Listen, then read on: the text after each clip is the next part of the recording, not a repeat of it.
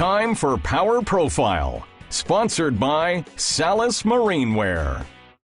Bayliner's slogan is "Where Fun Lives," and they know the best way to make boating fun is to make it affordable.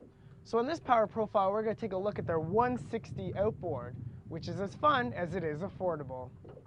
Second to fun, Bayliner also focuses on ease of ownership, and for an outboard boat, it doesn't get any easier to own than the 160.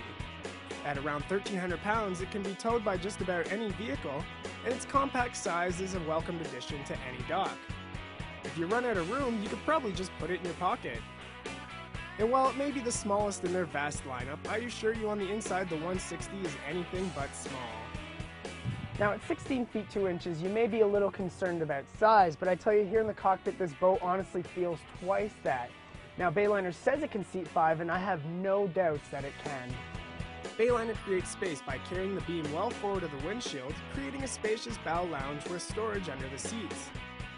You'll even notice the slight non-skid boarding area should you feel the need to nose up to the beach. But back to the ease of ownership, the cockpit is completely waterproof.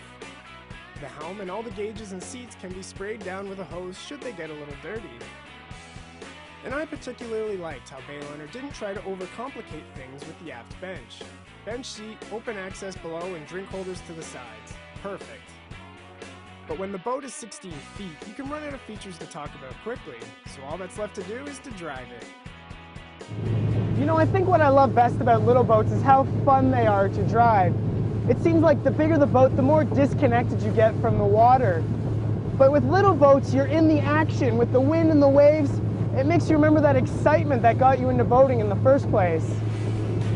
The 160's hull is designed to run with less horsepower and carries right to the back of the boat, creating a full running surface. This gets you up on plane quicker and makes for a smooth, stable ride. Now, of course, I wouldn't venture into the big waters with the 160, but I am also confident in its abilities. But what was obvious on the water was how fun it was to drive. The 160 was like a go-kart on the water as it zipped, dashed, and turned.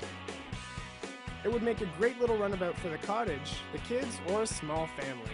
And a 60 horse would have been more than enough power for this model, but the 90 was certainly a welcomed bonus. The Bayliner 160 is a lot of things. It's very affordable and it's incredibly fun. So if you're looking for both of those things in a boat, then you found it in the 160 outboard.